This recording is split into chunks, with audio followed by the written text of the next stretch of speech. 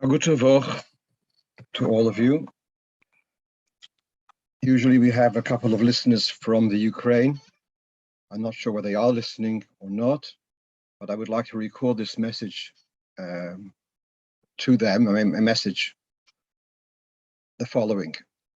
I've been thinking about them the whole of Shabbos, davening, and we all pray that they should come through this crisis safely, b'gufom, b'moinom, b'nafshom. I read recently a description of the Rebbe coming back from the Oyhel in the later years, and the one he was inside in the corridors near the Rebbe's room, and the Rebbe came in, and he looked like an old man. He looked frail, exhausted, and with the bags of the pidyonis. Then, half an hour later, the Rebbe went out to davening, whatever it was. A short while later, the Rebbe came out, and the Rebbe looked alert and vigorous, a total change. And what I would like to say to my dear friends in Ukraine, the Shluchim, you are there not for yourselves. You are there to support Yiddishkeit, and that was the reason for your decision to remain, despite the challenging moments. And we fully understand there will be moments of feeling frail and exhausted and wondering what you're doing there. But when you go out to the people, you pull together your strength to be the source of encouragement and guidance, because that's what you're there for. And Shluchim mitzvah in Nizokin, you're there for a mitzvah mission, and therefore you have the protection. And Bez Hashem, you shall be protected, but also all those, I mentioned this before, my uncle Label Raskin alav shalom, when he was in Morocco for 40 years on Shlichus, and there were very tense moments, because whatever happened in Eretz Yisrael with the Palestinians would have its repercussions in Morocco. And there were times where people would gather to his house or to the Beis Chabad and saying, "You're shliach of the Rebbe, you'll be protected. We want to take protection in your shadow, so to speak." And so, Be'ez Hashem, you should all be protected and come through this crisis ad mehera, as I said, begufom, benafshom, b'mamoinam, in good health. I'll go on to the shiur now, and it's difficult to cut focus on this, but we have to continue life as well as we can. Okay, so last week there were abnormal winds in United Kingdom, and somewhere up north, we got two Yiddish neighbors, and Reuven's tree fell into his neighbor Shimon's garden. In doing so, it smashed the fence. So that's the first thing. There's a fence to be repaired. Meanwhile, though, there's a whole tree filling up Shimon's garden. Who is responsible? So Reuven went to some Lomda Shiyid, Rosh Hashiva, etc., and asked him, is he liable for the damage? So it's actually interesting that the civil law might be different, Havdil, but the halacha is that if you cause damage in a way that it was beyond your control, it was onus, then generally the rule is that you are potter. I was browsing a little bit Shulchan Aruch. I'm not sure whether that is if you even if in the premises of the nizik of the victim, but let's say that because Reuven had no reason to expect that his tree would cause damage to Shimon, so he's an onus in this. Now, anyone who's learned a bit of Gemara knows a story of someone walking down the road carrying a barrel of wine, let's say, on his shoulder, and he trips, and the barrel falls off his shoulder onto the floor, and then someone else walks past and trips over and hurts himself on the broken shards of the barrel. So is Reuven responsible for the damage caused by the shards? So we'll read this halacha in Shulchan Aruch. So this is in Tofyud base. So that's what we have on the screen. Misha hoyoton kad. Someone is carrying a jug, pitcher, whatever. V'nitkal v'nishbar hakad. And he tripped, and the jug broke. And it caused damage to others. B'sh'as nefila. As it fell off his shoulder, it causes damage. Potter. That is, he is not liable for that damage. The nitkal lav puisheahi, having tripped, you can't call him reckless. It was beyond his control. However, that is the initial damage at the moment of the falling. But what about the shards?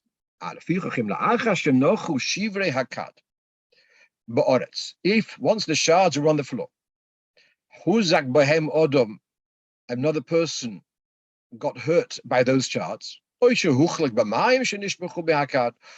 water which was spilt from this jug, from this barrel, was unexpected, and the person slipped up in that water. So now we're not talking about, the first thing was about the actual initial damage. Now we're talking about the shards or the spill. So Potur midine odom, then he is exempt. He's not liable midine odom. The havelei mafkin zokov la'achan nefilas oines, because he can say, listen, the water and the shards, I don't lay any claim to them, and therefore he doesn't have to. He's not liable for that damage. However, v'chayiv bedine shamayim imhoyer lepnei lesalka. However, Medina Shamayim, he does have a liability to clear away those shards and take responsibility for the consequential damage which those shards may have caused. So again, coming back to our example, when Reuven's tree has now fallen to Shimon's garden, so its very presence, never mind someone tripping over, its very presence is already a damage. And therefore, we see, although possibly Medine Odom, he won't be liable in a Bezdin, but certainly Medine Shamayim, he does have a liability to, the consequential damage. Therefore, but it makes sense to me that he certainly has a responsibility to clear away that tree, at least Medine Shamayim. The person who showed it, who asked me this question, also sent me a reference to Chaznish in Cheshen Mishpit, Rabababasa Simeon Dalet, where he takes actually a position that even Medine Odom, even in Bezdin, they would oblige him to clear away the debris, etc. I want to then approach it from another very interesting angle. I mentioned this in my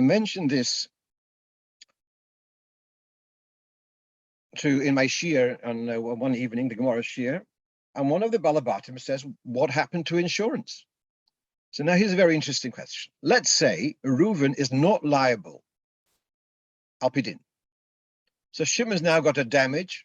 It's going to cost him to bring in a company to take away that tree. It cost him a couple £100. So Shimon will call in his insurance. The insurance says, sure, yeah. Whose tree is it? The next door neighbor's. So the insurance will go after the next door neighbor. If the next door neighbor happens to have insurance, they will chase the insurance of the next door neighbor. So there could be that even if Reuven is not liable but in Din Torah, but Shimon may be able to get his money through the insurance, and as a result, Reuven will have to pay, whether directly or indirectly.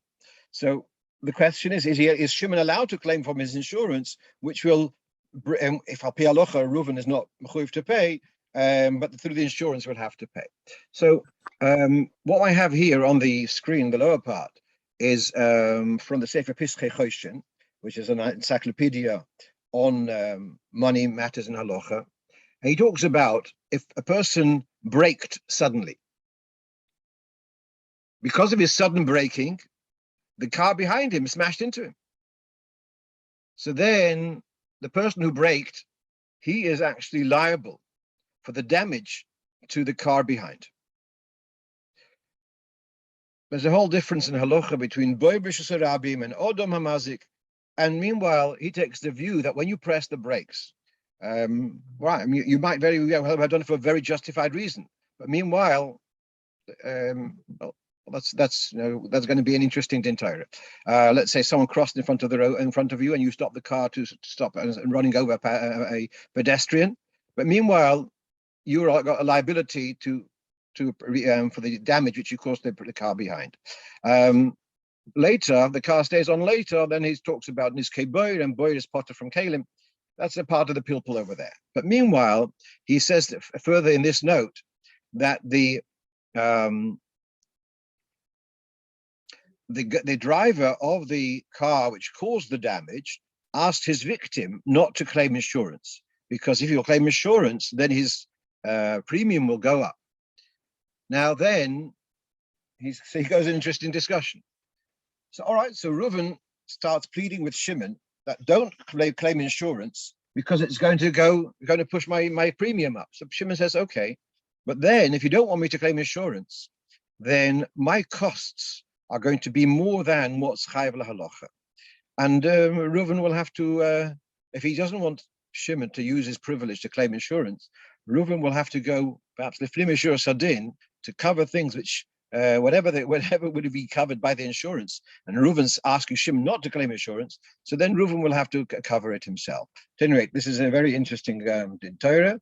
I'm not paskening here. I'm just discussing a bit of to and fro what could be discussed. The simple answer is that the neighbors, if they want to remain good neighbors, if they have been till now and they want to continue being good neighbors, they should make some kind of friendly pshara between them.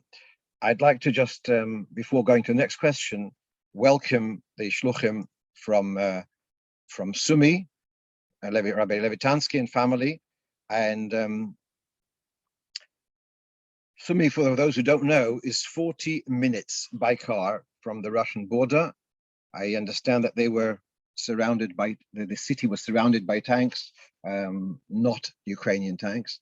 And so I'm really very relieved. Rabbi Yerusholayim, Halevi, and all the family mentioned before the beginning of the shiur, words of chizuk and Bez Hashem, you should go out of this Torah v'tzukah, gesundheit b'nafshom b'gufom u'b'mamoinam.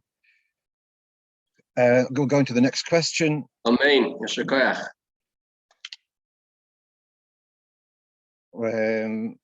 We will go on to the next question about it's a very common question.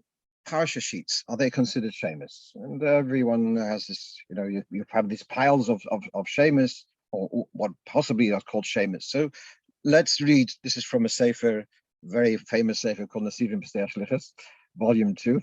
And but it's really got in this source there, you have quotes from contemporary poskim. Right, it says the following: newspapers which do have divrei Torah, generally in a newspaper article, we will not have Hashem's name spelled out. And even, as we mentioned earlier in that article, that G-O-D is spelled G-D, etc. Therefore, the divrei Torah in the newspaper will not have the din of Shaimos as such. It will have a status that you mustn't disgrace it directly, but it doesn't have the sanctity of Shaimos as such. Therefore, some poskim allow you to wrap it up in a plastic bag and to put it in the waste. Some say put it next to the waste, and they will put it in. It'll go into the goyim will put it into the waste, and with the parsha sheets or tests, which are lechatchila made for just a one-off use, would also fall into the same category. Interesting, the source of this psak is from the fact that a poskim talk about a melamed writing on the board. He's teaching bracious to little children, and he writes on the board bracious with chalk, whatever, and then he's going to erase bracious to write which is unfortunately very apropos for this moment, especially for some of us.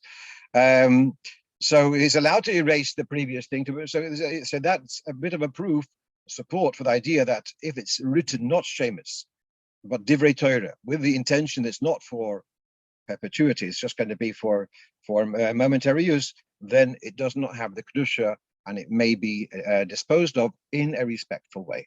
I'm going back to the previous question.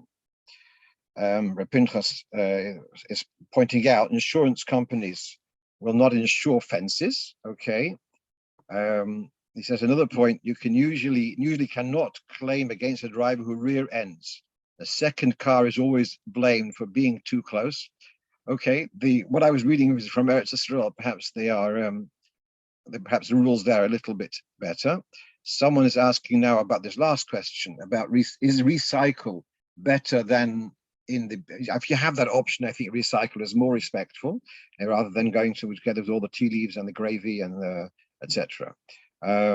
Someone points out that this week, and the Jewish, for your interest, this week's Jewish Tribune had Elohim printed a couple of times in Lashon HaKodesh properly.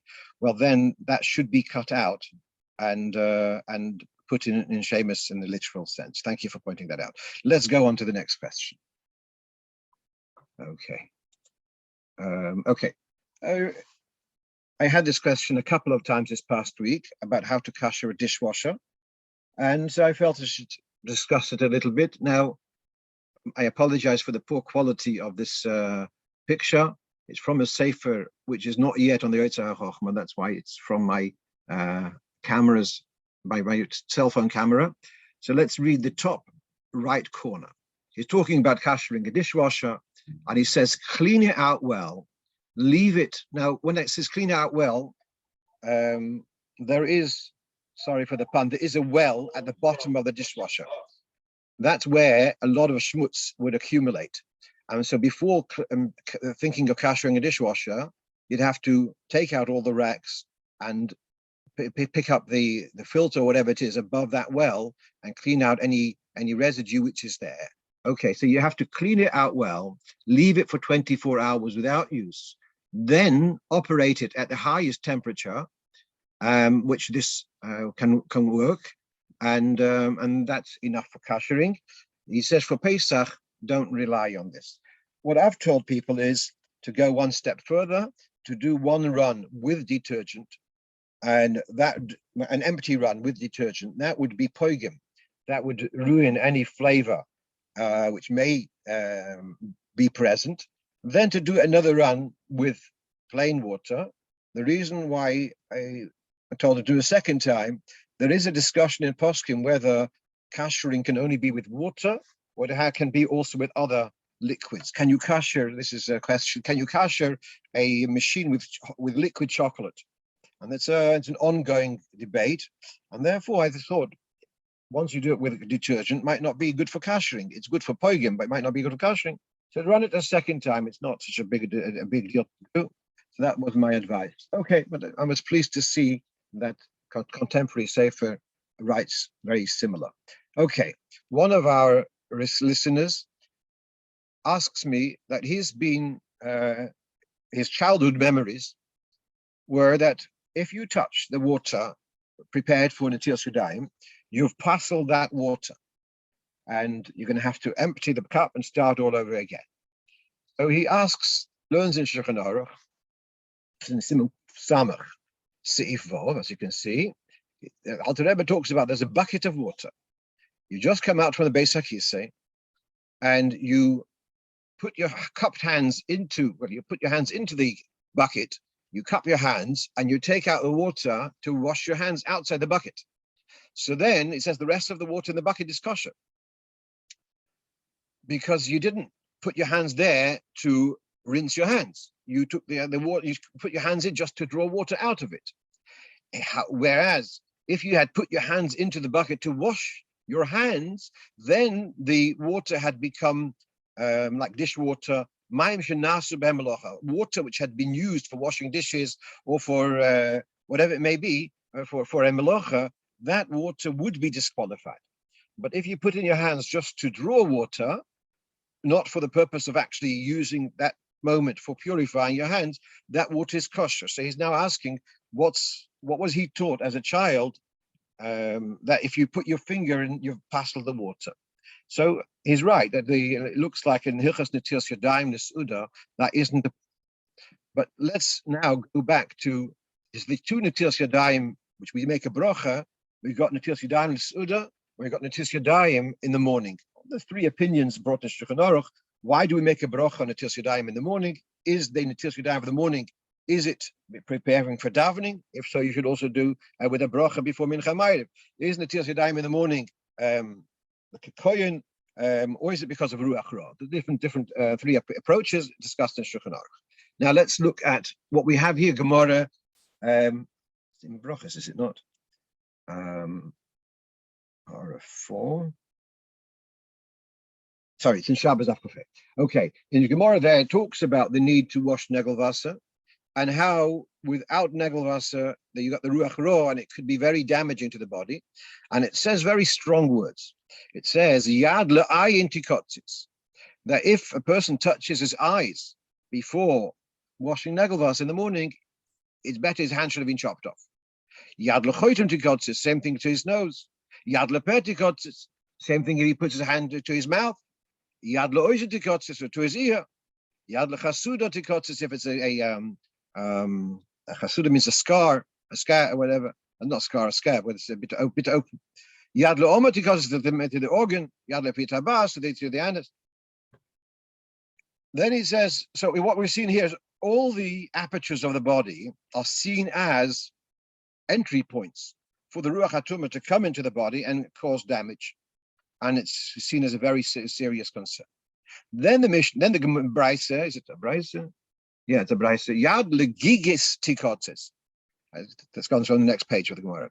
Yad legigis, if you touch the barrel, it's going to be a very damaging thing.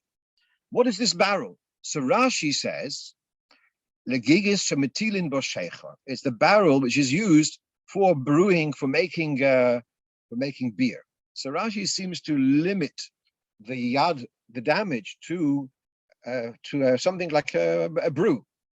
But now let's take a look at how the Alter Rebbe brings this in Shulchan Aruch. Gam his hiru ma'od. This is in Simon Dalet. Now, this is in Simon Dalet. I think Madura Basra indeed. Okay, but Gam his hiru ma'od.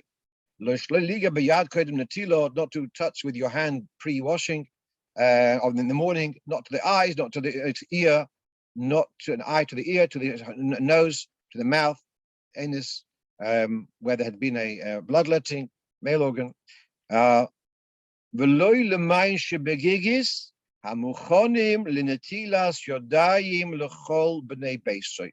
Don't touch the water in the barrel, which has been prepared for Netilas Yodayim of your family. You should not contaminate them by touching them. And he adds the next point, repeats the same idea. You should also be very careful when you're washing Netilas Yodayim, that you should not, whilst handling the key cup for Netilas Yodayim, don't put your finger in that water, which that would make it tomei. Because the water will only purify your hand through pouring. So that is indeed a concern. You wake up, you say Moida Ani, and you kind of grope for the cup for a Negelwasser. Now, if you put your finger in it, then it is a problem. But that's what we've just seen over here, because your hand is still tomei and it's been matame the water. Of course, if you have no other water, you'll use that water and then you'll go and wash again. If there's another cup there, so then you'll use the other cup, dispose of this one and replace it. But what we're seeing here, the Alter Rebbe has taken the L'mayim Shebegigis of the Gemara and said that's talking about the water, and he uses Shelo Yitamim. I don't know whether he means the word Tuma in the normal halachic sense, or he means in the Ruach Ra sense. It's going to be spoiled. It's going to be Ruach, whatever the word for Ruach Ra is, but it's going to be Ruach Ra by touching it with hands before Negelwasser. So I think that's the source, which are, as I mentioned before, are the Zehirus, not to touch the water in the cup for Netilas Yodayim is specifically if it is before Negelwasser, just before you got out of bed. Let's take a look at what we have here. Mr.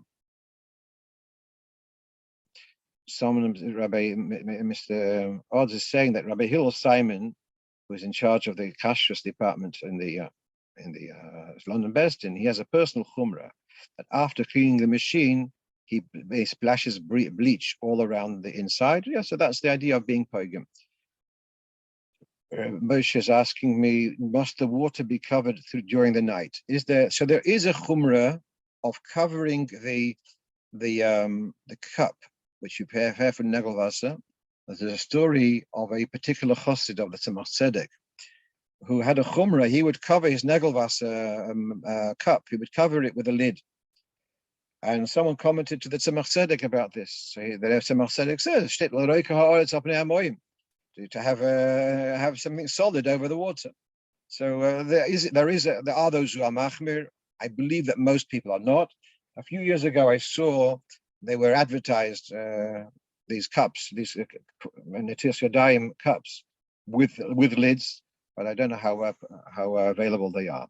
There is a mokim l'chumra because there is idea of mayim which were left over overnight. Min hadin is not a problem because we don't have snakes in this part of the country, in this part of the world. Rather, I'm sure there are snakes somewhere in the wetlands somewhere, but so therefore it's unlikely that a snake came along and left some venom in the water next to my bed, and therefore we're not so worried about water left exposed. The only thing which we are concerned about liquid left exposed, I'm going to this because I'm asked this very often, is particularly about wine. If wine is left uncovered, then we wouldn't use it for kiddush. The way Alter Rebbe uses the pasuk, "Hakrivehu no lepechosecho hayirtzecho hayisafonecha." You wouldn't offer this to a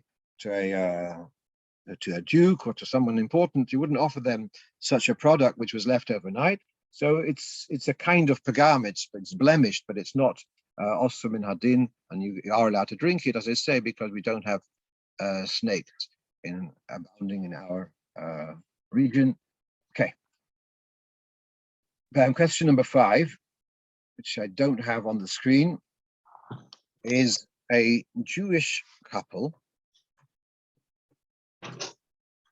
were married before, let's say, civil marriage or whatever it may be, and reform, whatever it may be. But now they, Baruch Hashem, they're going through a Kosher, Kadas Moshe Yisrael, a chuppah. Can they use the same ring which she's had on her finger for the last few years? Can she give it back to the husband and then reuse that same ring for the chuppah, for the kosher chuppah? So I looked into this, and in the footnotes I have a reference to a sefer Nisuin Kel Chosam, which is a contemporary sefer all about. And he brings from several sources that lichat chila, one shouldn't do so, because the woman, when she gives the ring to the husband, she doesn't not necessarily really understand that she's giving this with a total freehold, so to speak. She's giving it with the understanding she'll get it back, and therefore it's not so he should buy her a new ring. So I mentioned this last night. As I said, I give this over in Shul on Friday night. So I heard 2 interesting stories. One was that one Rabbi Ephraim Padve, the Rov here, one of his first city kiddushins after he became Rov. So it's 12 o'clock at night, 1 o'clock in the morning, whatever, later. And the Kala looks at the ring, and she looks at the ring. It looks like it's a used ring. A couple of phone calls later, it turns out that the mother of the chassan, when they bought the ring, she gave the jeweler her own ring from her own wedding to be polished up. And it looks like there was a mix-up between the 2 rings. And so when the chassan gave the kala the ring, he had given his mother's ring, not his own ring, which meant that the kiddushin wasn't a valid kiddushin because it wasn't his to give away. So it was like 2 o'clock in the morning, and night of the chasna. So our father was Yerusholayim. He called up. There was another Rov who was visiting and discussed it with him. And they, middle 2 o'clock in the morning, they made the kiddushin again. They didn't need to do a chuppah again. That was part of the dilemma. They did not need to do a chuppah again, but they did a kiddushin again. The other story which I heard was, again, this was with Reuven, his father, Allah Shalom, and he was beside the kiddushin in Beis Lubavitch. There was a Mekurev of the late Rebbe Ali Glick, Allah Shalom, and the chosen put the ring on the Kala's finger before he managed to say Harei At. Now the chosen is meant to say it before, and our meaning is as he's in the middle of the sentence, he slips it on the finger. But he put it on the finger before saying Harei At.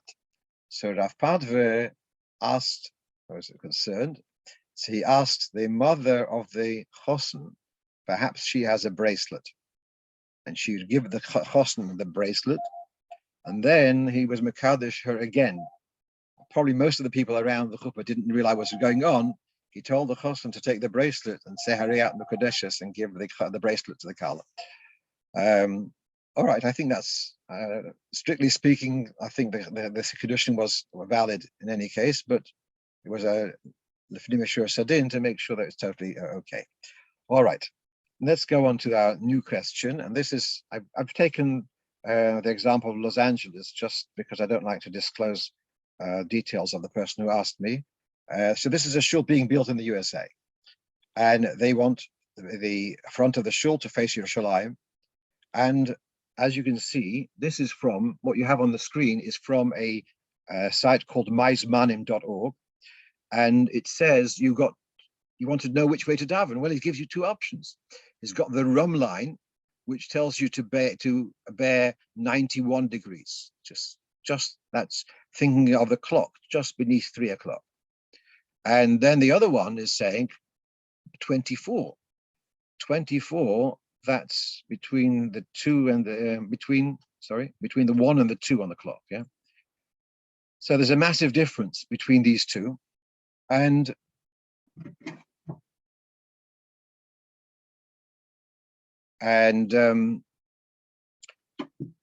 it looks like from the Alter Rebbe's Shulchan Aruch, the Alter Rebbe is one of the pioneers in this field of pointing out this. Actually, the Levush, which is 100 years earlier, 150 years earlier, already mentions this. But the Alter Rebbe is very articulate about this in Simon Sadik Dalet, that when we say Mizrach, it doesn't mean you have to face east when you daven. We're not davening to where the sun rises. We're davening towards Yerushalayim. And in the Siddur, the Alter Rebbe has this in Simon Sadik Dalet, and again in the Siddur in the end of Hilchos Tefillin, where he is much shorter, and he says that the minig which people say we daven towards Mizrach, that has its origins from when the exiles, we in exile, were in France. So in France, we were facing Mizrach. But now that we are more northeast of Yerushalayim, therefore we have to face northwest of Yerushalayim. Therefore we have to face south, not only east, but more southeast. And he goes into a bit of detail. But meanwhile, we have this question, and I want to explain a little bit. It's going to be a little complicated, but we'll do what we can. Okay, so this is a quote from the Alter Rebbe Siddur, and he says that the minig of Mashanogu, the fact that we daven towards Mizrach, that's from when we were in France. But now that we are further north than France, we should be facing more southeast. Okay, now explain a little bit. I'll try my best. Here you have, everyone understands that the globe has got longitudinal lines, and those lines are curved. So if I'm going, let's say, from London to Glasgow, I'm going straight up. But if I'm going from Strasbourg towards Copenhagen, I'm going by a curve. It's the same straight line. I'm not using at random locations. But when you're going north, wherever you're going north, you're going in a straight line. But it actually, in real terms, is actually curving towards the North Pole. or if you're going south, it's just going toward the South Pole. Now, the truth is also when it comes to lateral lines, that when you are when you look at east, you think you're looking at on the map. The map is not true. The map is a flat picture of a round surface. And because it's a globe, it's not flat. Therefore, the latitude lines which you see on the map are not a true depiction of what's going on. And so when you're looking true east, your true east is actually going to kind of be going, it's as it progresses towards the equator, it's going to meet at the equator. That's how this works. Because of this, we all know that when a plane, that is another aspect of, when we fly from London to New York, we don't fly a straight latitude line. We actually go towards the north, closer to Iceland, go Labrador, Newfoundland. We would go in an arc, and that's part of it is because it's actually shorter to take the arc rather than to take the straight line. Be that as it may, so this is part of the cheshbon where we've got two ways of looking at things. Rum line is the way it looks on a flat map. And from Los Angeles to New York, to Eretz Yisrael, is I've written here. These are the coordinates for Los Angeles. It's 34 north of the equator. It's 118 degrees west of Greenwich, which is about 150 degrees west of Yerusholayim. So on the map, you could just make a straight line, and you get from that straight line will get you from Los Angeles to Yerusholayim. However, in reality, that's not a true line. And let's go back. If you go due east, because of what we described before, that the line is actually going in an arc, the east is going to go an arc towards the equator. So the line which is going from Los Angeles, from New York, for going east, due east, is going to actually kind of veer towards the Ivory Coast or somewhere exotic like that. If you wanted to have your arc go towards Yerushalayim, then because it's 100 and something, more than 150 degrees kind of from, so it has to go a little bit north, and then it will be able to go down south. That's how the arc will work. So if you look at this picture, to go from 180 degrees in longitude is going to have to go a little bit north, then it's going to be able to go down south and get to your destination. That is the reason why the Great Circle is telling you that in Los Angeles, you should be davening towards northeast rather than straight east. It took me a long time to get my head around it, but that's part of the now. What you have over here is an explanation of what the Alter Rebbe had said about France facing Yerushalayim. And I was bothered by it because France is about, I would take Lyon, which is the center of France, is about 45 degrees north of the equator. And Yerushalayim is about 30-something degrees north of the equator. What he's saying that it would be, that they would face due east and explaining with that what we're doing.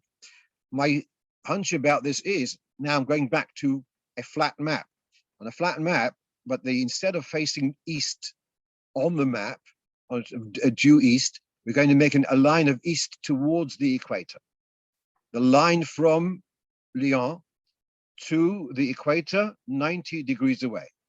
That line from France to the equator, 90 degrees away, is going to be pretty much passing over Eretz Yisrael. Whereas where the Alter Rebbe lives in Smolensk, in area, whatever, Vitebsk, that area, so he's saying from there, the line towards the east will be the dotted line over here, and you're going to have to be about 60 degrees away from that line in order to be able to get your direction to Yerushalayim. So actually, whilst the Alter Rebbe says about, he talks about 150 degrees, but really, in reality, the direction from Smolensk or from Moscow is almost straight south, which is about 180 degrees. Okay, that's as much as I can share with you at the moment about this. It is what I did say to them. I said to the people who asked the question, oh, so what's happened to this shul? So they had already had architect plans, which had drawn up the front of the shul on the east. And now one of their learned mispalalim has said, wait a minute, the Alter Rebbe takes the view like the Great Circle rather than the Rum line. And therefore we should redesign the whole shul facing north. So the question is a very good question. The point is, however, that we take out, what I answered, we take our Kufa 770, and there's Beis Chayenu, and there the shul is facing east. It's not facing north by any stretch.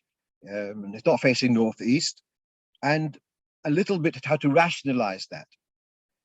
Question is, can you come across to a tzibur and say we're facing Yerusholayim, and the tzibur don't understand?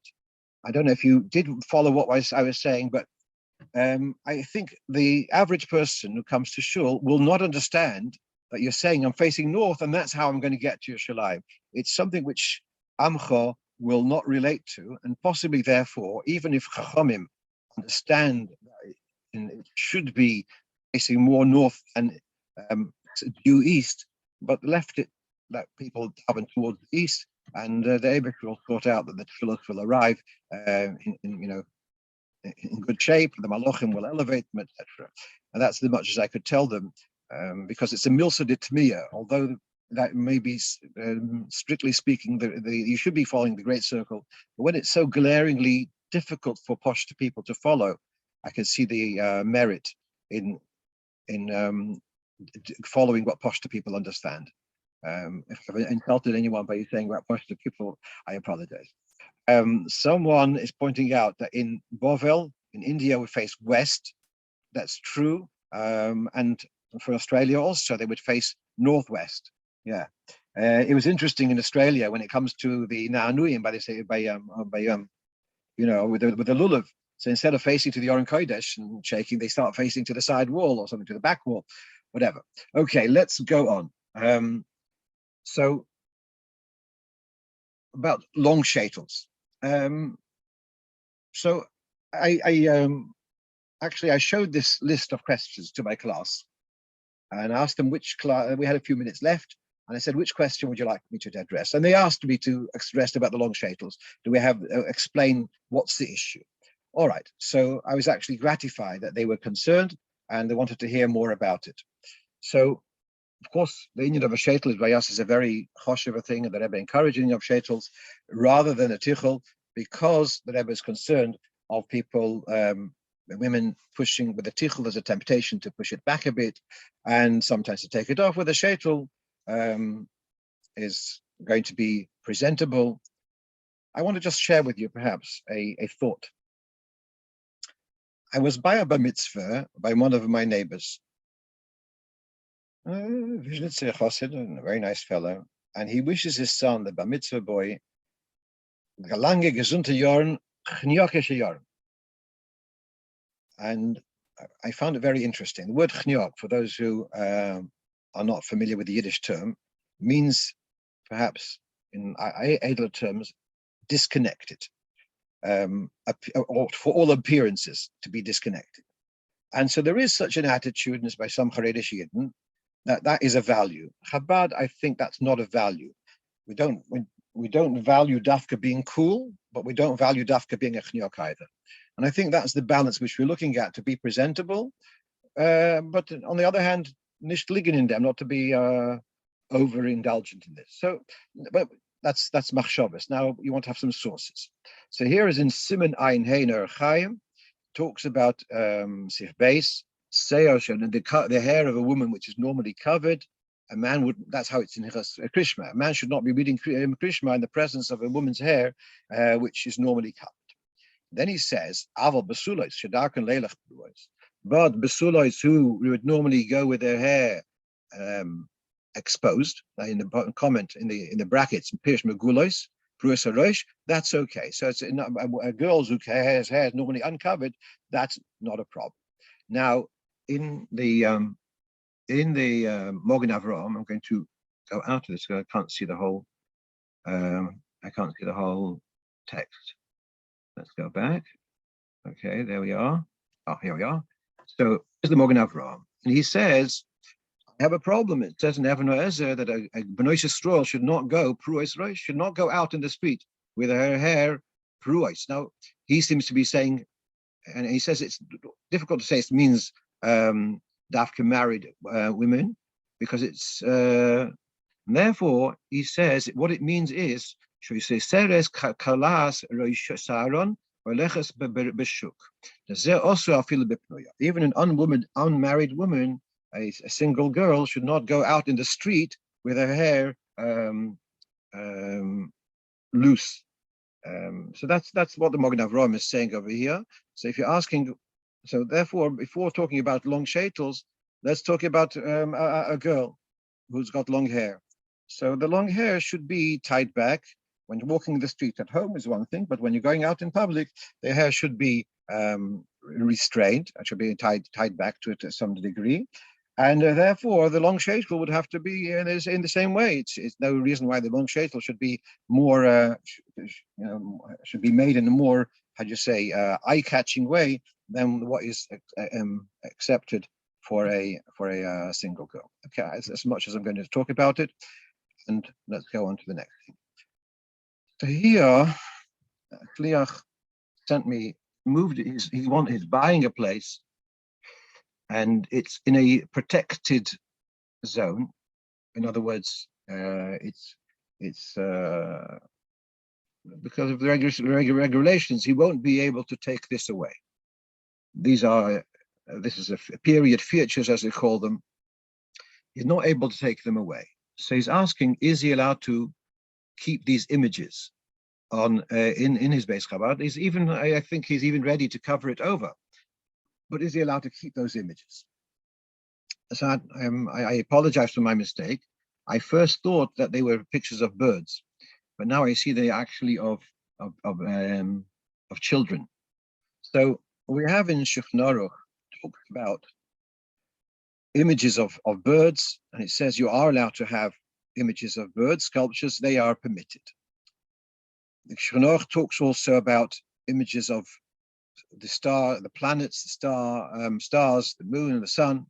They are only allowed if they're flat. They're not allowed even if they're flat. And then it says,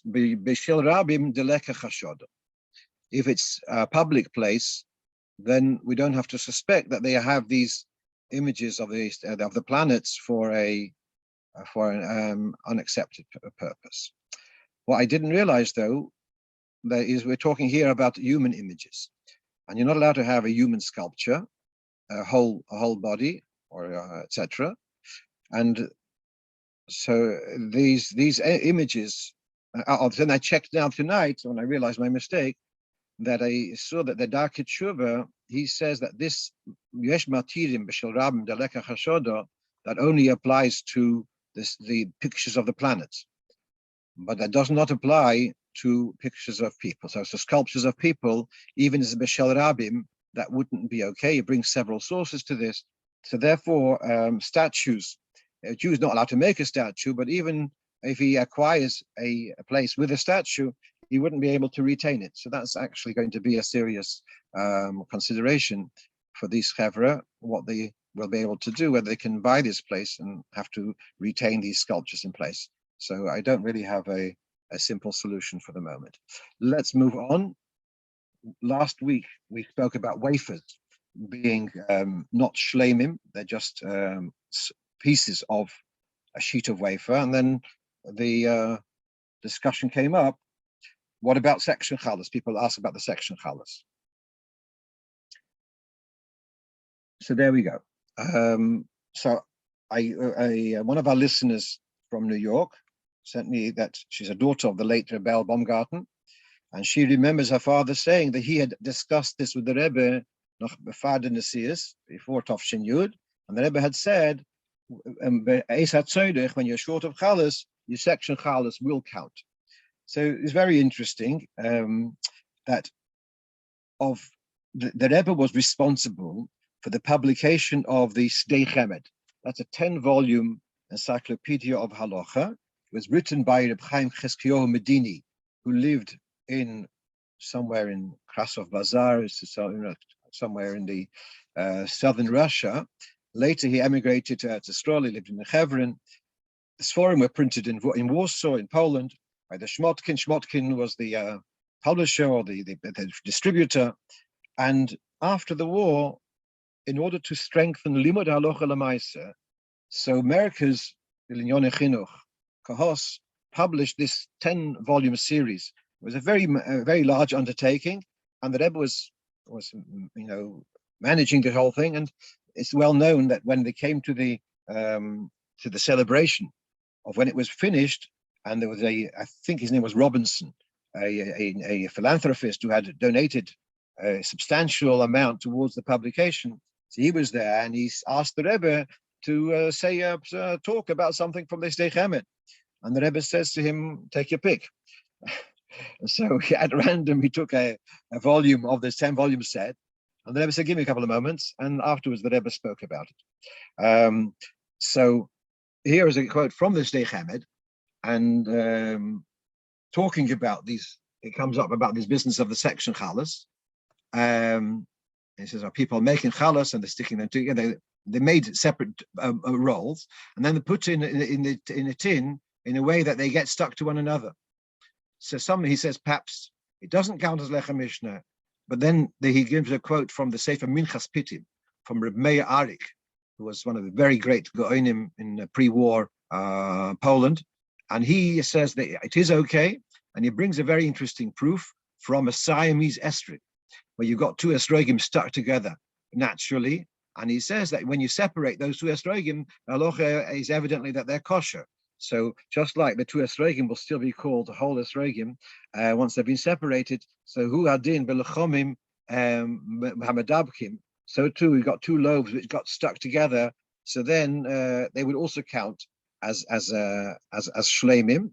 The Sdei Chemed himself is not so keen about it. He has some reservations about it, but here you do have, and that's interesting what Mrs. Lipsker, his Rabbi Beryl Baumgartner's daughter, wrote to me, that the Rebbe said, if you are short of chalas, then you could use the section chalas also as lechem mishnah. I have here, someone points out that the Krasov Bazaar he believes in the Crimea. Someone is raising the point that the sculpture is fully three-dimensional, and these are in relief. There may be something in that, but I don't think that's going to be enough to get us out of this problem, but we'll leave that for further discussion. Okay, we're almost at the end of our list, and that is, it may be a little bit late, but if you forgot to say parsha Shkolim today, but it's also relevant for Parshas Zocher and Parshas Poro and Parshas HaChodesh. And what happens if the tzibur forgot and forgot his Parshas Shkolim, and then in the middle of Yukim Purkon, someone scratches their head and says, wait a minute, isn't it Parshas Shkolim today? What do you do now?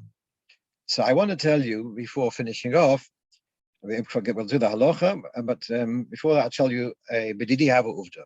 I was about 20-something years ago, 25 years ago, I was at the Oyel for Shabbos, and I was given, it was Shabbos Shkolim, and I was given maftir, and I had forgotten the Shabbos Shkolim, and Vayakhel forgot Shabbos Shkolim, and so I made a bracha, and they started reading whatever it was, Parshas Mishpatim, and then someone in the, some of them said, it's Parshas Shkolim.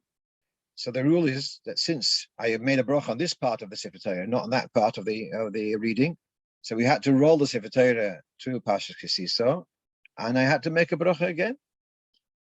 Okay, so I had to say Baruch Shekven Machusay and say Magen bracha.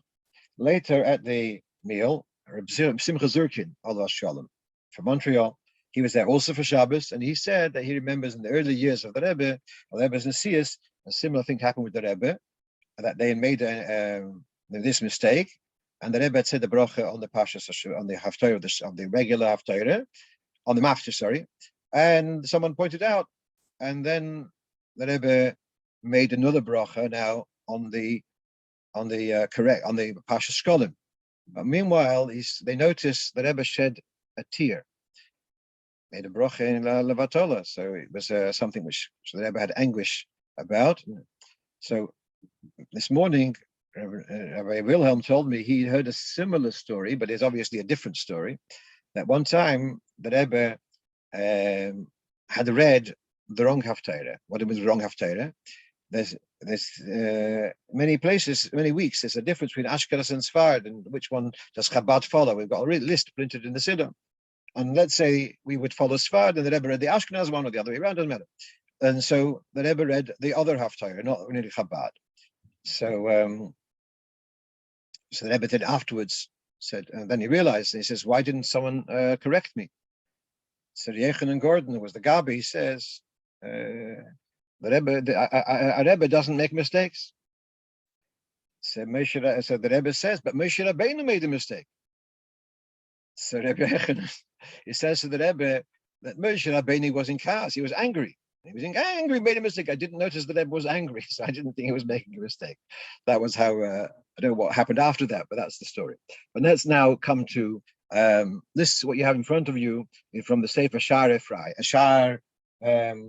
Shari Ephraim, from Ephraim Zalman Margolis, who was a contemporary of the Tzemach Tzedek, and he writes a specialist Sefer on Dinim of Kriyas HaTorah, and he goes through this in Shar Ches, towards the end, it's in Sif Tzadik base, and he's talking about the 4 parshas, and if they had forgotten to read the parsha in the right time, so then they've already read even the haftarah. So then he says they have to take out another Sefer Torah, and they'll call up one person, and they say Yamoid Ploni Ben Ploni, reading the end of the last 3 lines. Yamoid Ploni Ben Ploni, but they won't say Yamoid Ploni Lemaftir. Okay, and they will read the, let's say, the parsha of Shkolim, and you'll make the bracha before and make the bracha after. Then he says to say Kaddish, then to Hagba, and then to read the haftarah of Shkolim without brachas before and after. So I understand why he says to say the haftarah without brachas, because you've already done haftarah. I can relate to the fact that he says you should read it. Obviously, I understand very well. But what puzzles me, and this is really the person who asked me, brought to my attention, asked me, what's the Kaddish for? In other words, every Shabbos we say Kaddish after the 7 aliyahs before Maftir. No. Why is there no Kaddish after the session of Maftir? You can say whatever shot you want. You can say that the Kaddish at the beginning of Musaf, it also doubles up as a Kaddish for after the Haftar. So also I say, but why all of a sudden, because this reading is done on its own, therefore is there a Kaddish after it? So I really don't know the answer to this. There is a comment of Rebbe Kiva Eger. It's actually in Hilchos Tisha B'Av. I think it's Tafkuf Nun Tes, I think. And he says, and they would do on Yom Kippur, they would make a separate minyan for Maftir Yoina in the side room. So it was a Kriyas HaTorah with a Haftarah without davening. There, Rebbe Kiva Eger says they should do a Kaddish. So normally after Maftir Yoina, after Mincha, so you rely on the Kaddish before Shemona Esrei, you don't do a separate Kaddish. But because this is in a side room, not going to be followed immediately by a tefillah, therefore he says that you should say a Kaddish. That I understand. But what puzzles me here it's still in the Seder HaTefillah. So why is this deserving a Kaddish more than the Haftarah or the Maftir of any other week? I don't have an answer, but fine. I'll finish off and just with again reiterating our concerns and our tefillas for Achenu Bnei Yisrael be'eretz Ukraine, that they should be protected, be called Torah v'tzukah, and come out from this crisis shleimim, briim or shleimim, b'nafshom, b'gufum, b'mamoinom, mozal zachzeh and freiliche heit, mozal gen to the geula shleimo, mit Mashiach tzidkeinu, b'korov b'yameinu mamash. A good Tavach. Amen. Good Tavach. Good Tavach. Thank you.